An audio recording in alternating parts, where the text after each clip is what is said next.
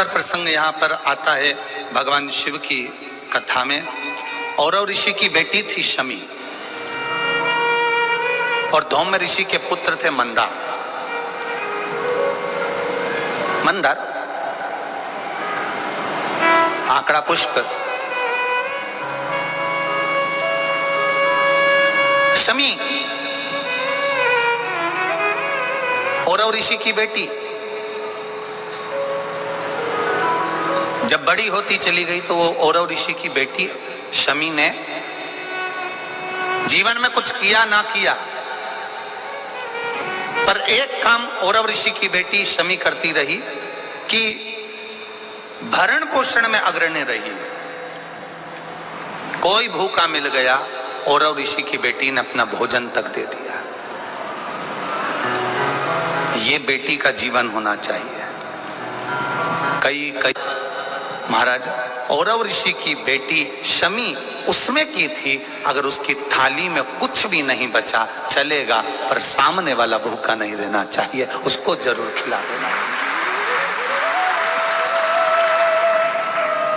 ये बड़े विचित्र शब्द हैं, जरा शिव महापुराण के, इसको समझ लेना कि शमी का पेड़, जिस शमी की पत्ती में कांटे होते हैं, जिस बेलपत्र में कांटे होते हैं, और जिस आंकड़े को मंदार के फूल में वो दूध होता है कि आंख में चले जाए तो आंख बेकार हो जाती है, वो दूध होता है जो जहर का काम कर जाता है, ये सब शंकर भगवान को चढ़ रहा है।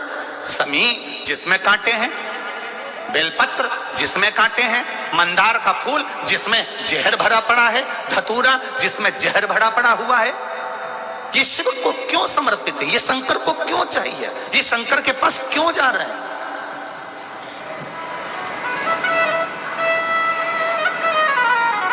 क्यों? उसका एक कारण है, सत्य बोलने वाला हमेशा बुरा होता है, हमेशा बुरा होता है।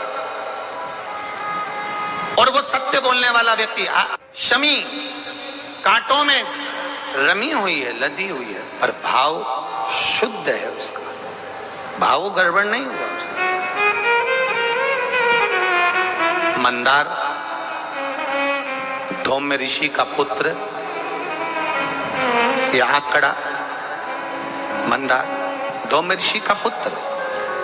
कई लोग पूछते हैं, गुरुजी आपने एक बात कही कि तुमरुका जी का नाम लेकर सफेद आंकड़े की जो जड़ होती है, शिव जी का उसका स्मरण कर कर 21 बार कमर में बांधा जाता है उसको। नारी का जो रजो धर्म होता है उसके कौन से दिन? 7वें दिवस। क्या इतना उस मंदार का उस इतना वर्णन होता है उस सफेद आंकड़? तो यहाँ शिव कथा कह रही है, शमी कांटों में रहकर भगवत भजन कर रही है, और मंदार जो स्वयं धौम्य ऋषि के पुत्र हैं, वो साधारण नहीं है। धौम्य ऋषि का पुत्र मंदार, वो आंकड़ा साधारण नहीं है। वो आंकड़े की जड़, वो आंकड़े का पुष्प साधारण नहीं, मंदार का पुष्प साधारण नहीं। शिव भक्ति के अंदर लिए शिव महाराज मंदार शौनक ऋषि के यहाँ पर विद्या अध्ययन करने के लिए गए। अब धौम्य ऋषि के पुत्र जब विद्या अध्ययन करने के लिए शौनक बाबा के यहाँ जाते हैं, शौनक ऋषि के यहाँ पहुंचते हैं, तो एक बार भुषुंडी ऋषि, अब भुषुंडी ऋषि जो किसी देवता को नहीं मानते, कहीं नहीं जाते, केवल एक जगह पर ही आराधना में लगे रहते हैं, और वो श्री गणेश जी महाराज की आराधना करते, केवल गणेश जी की आराधना करते, बाकी के कहीं नहीं जाते वो भुषुंडी ऋषि। अब भुषुंडी ऋषि जो गणेश जी की आराधना में लगे रहते, समय बीतता गया।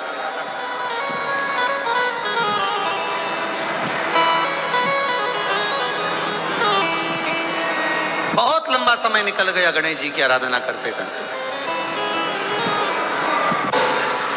आज भुषुंडी ऋषि आए, और भुषुंडी ऋषि जैसे ही आए, गणेश जी की आराधना में लीन है, भगवान की भक्ति में लीन है, कोई मतलब नहीं किसी से। अपनी आराधना, अपना तप, अपनी साधना और उसका बल, इसके सिवा कुछ नहीं जानते भुसुंडी बाबा। भुसुंडी जी ने कुछ नहीं, कुछ नहीं। ऐसी तप साधना श्री गणेश जी महाराज की करी। गणेश जी प्रसन्न हो गए और उनके प्रसन्न करने के लिए भुसुंडी बाबा के ऊपर गणेश जी यूं ही नहीं प्रसन्न हुए। भगवान देवादिदेव महादेव ने स्वयं ने भुसुंडी बाबा के लिए, भुसुंडी ऋषि के लिए देवादिदेव महादेव ने गणेश जी से कहा कि ये भुसुंडी ऋषि के पास जाओ, इतने सालों से तप कर रहे हैं, आराधना कर रहे हैं, कोई तो कर दो, जाओ तप साधना के लिए, उनको प्रसन्न होकर वर दीजिए। भुसुंडी बाबा के पास में, भुसुंडी ऋषि के पास में श्री गणेश जी महाराज पहुंच गए और गणेश जी महाराज ने भुसुंडी ऋषि को देखकर तुरंत कहा, आपको क्या वर दूं मैं? शिव महापुराण की कथा कर रहे हैं। मंदार, शमी दोनों का मंगल विवाह हुआ। मंदार और शमी दोनों का मंगल विवाह हुआ, दोनों का मंगल विवाह। और दोनों का जब मंगल विवाह हुआ, दोनों का विवाह होने के बाद में दोनों घूमते हुए भ्रमण करते करते करते करते जा रहे थे, भ्रमण करते करते जा रहे।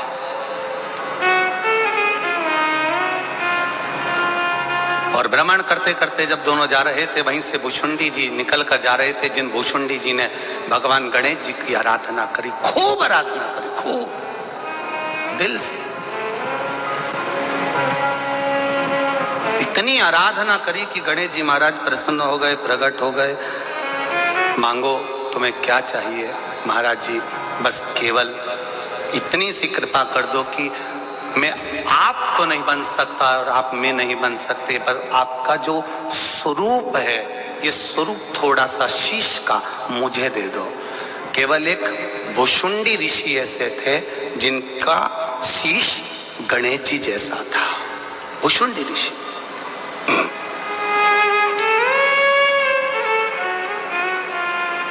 जिनका शीश गणेश जी जैसा था।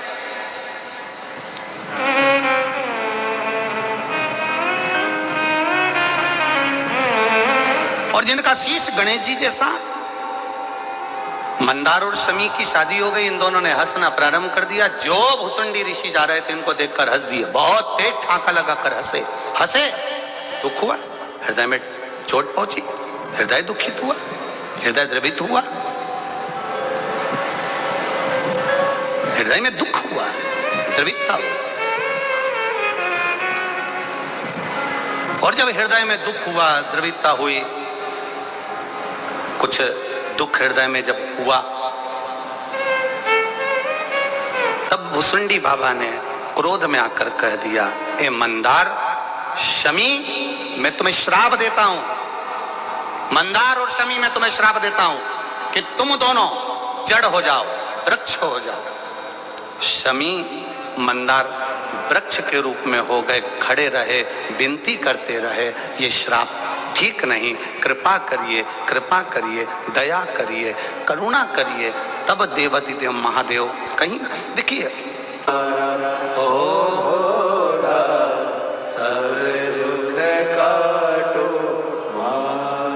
मंदार और शमी ने, दोनों ने मिलकर भगवान शिव की आराधना करी और देवादिदेव महादेव ने वर दे दिया, सुनो शमी और सुनो मंदार, यदि कोई भूल से भी आपकी पत्ती, आपका पुष्प मुझे समर्पित कर देगा, सुनो मंदार, सुनो शमी, अगर कोई भूल से भी आपकी पत्ती, आपका पुष्प मुझे समर्पित कर देगा, उसे हजारों अश्वमेध यज्ञ के स्नान का जो पुण्य होता है वो एक क्षण में प्राप्त हो जाए।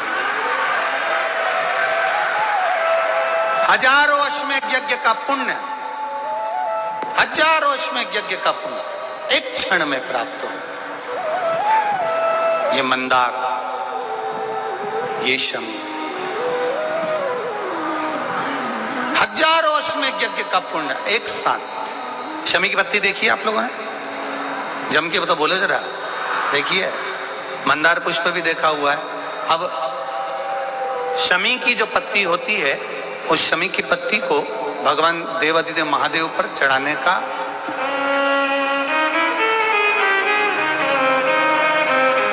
शमी की पत्ती जो होती है, उस शमी की पत्ती को चढ़ाने का एक नियम भी होता है। थोड़ा सावधानी से सुनना इस नियम को, जो आपके जीवन को सार्थक बना सकता है।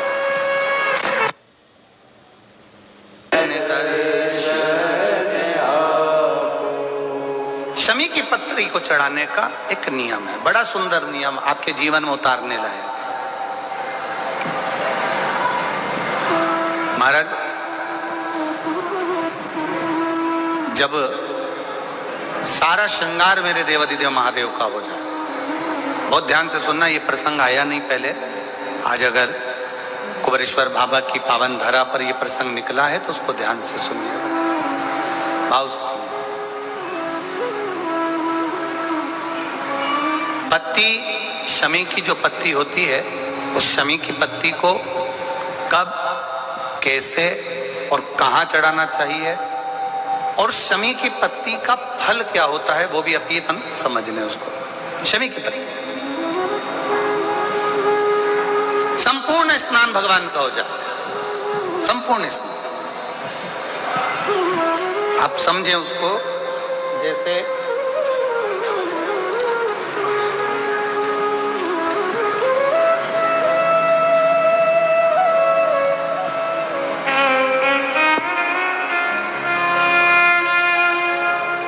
ये शिवलिंग है, जलाधारी, जल निकल कर जाने का स्थान, गणेश, कार्तिकेय, अशोक सुंदरी, जलाधारी मतलब माता पार्वती जी का हस्त कमल, शिवलिंग, शिव का स्वरूप, ऊपर जो जलाधारी लगी है उसमें से एक एक बूंद जो पानी नीचे गिर रहा है, जो पानी नीचे गिर रहा है, शिव जी की बेटियां जया, विषहरा, शामली बारी, दौतली, देव, शिव जी की पुत्री बेटियां। अब जब देवाधिदेव महादेव को शमी का पत्ता चढ़ाया जाता है, कब चढ़ाते हैं? जब आपने संपूर्ण जलाधारी को हाथ से साफ कर दिया हो, शिवलिंग पर जल चढ़ा दिया हो, शिवलिंग का पूरा श्रृंगार आपने कर दिया, संपूर्ण श्रृंगार मेरे देवाधिदेव महादेव का हो गया, संपूर्ण श्रृंगार।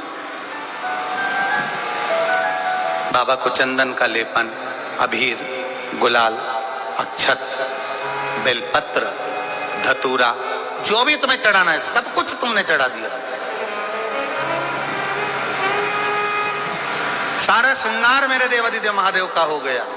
तब शमी की पत्ती को मां जगतजननी की जो जलाधारी है उस पर मात्र स्पर्श कराकर शिव के शिवलिंग पर आखिरी में समर्पित कर देना चाहिए, जिससे हमारी मन की जो कामना है वो मां जगतजननी देवाधिदेव महादेव से उनके कानों में श्रवण करे।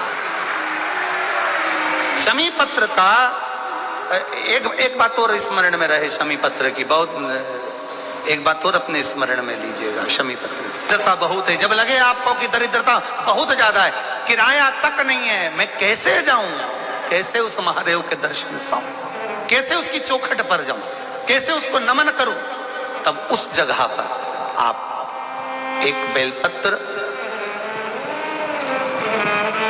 जहां से जलाधारी बहती है उधर एक बेलपत्र, जहां जलाधारी के ठीक विपरीत की स्थिति में, और 7 शमी पत्र मेरे महादेव के ऊपर, केवल आपके हृदय की बात कहते हुए शमी पत्र और बेलपत्र इस तरह से समर्पित। पहले ध्यान रखना, पहले पूरा श्रृंगार, स्नान, पूजन, चंदन, अक्षत, गुलाल, अबीर सब हो जाए, उसके बाद की बात है ये, उसके बाद की बात। एक बेलपत्र इधर, एक बेलपत्र इधर, और उसके ऊपर 7 शमी पत्र के पत्ते एक एक कर कर चढ़ाना, पूरे इकट्ठे कर कर नहीं, एक एक कर कर बाबा से विनती करते हुए, कांटों से भरी हुई शमी है जिसको तूने निहाल कर दिया, मेरी जिंदगी भी कांटों से कम नहीं है, मैं जानती हूं तो मुझे भी निहाल कर देगा, तू मुझे भी निहाल खा। एक मंदार एक शमी, दोनों में बल हो, दोनों में बल है। करो शिव की आराधना,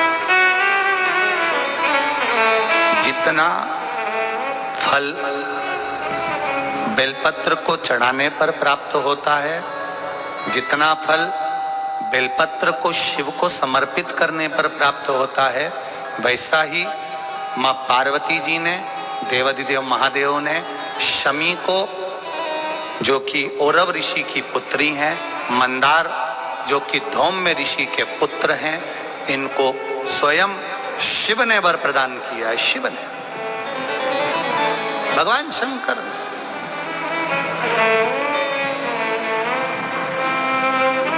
शिव ने वर दे दिया, मां जगत जननी जगदम्बा माता पार्वती ने वर दे दिया, मां आदिशक्ति ने वर दे दिया, पार्वती ने वर दे दिया। सुनो, मां पार्वती जी शमी को कह रही हैं, सुन शमी, सुनो मंदार, देवाधिदेव महादेव ने तुमको वर दिया है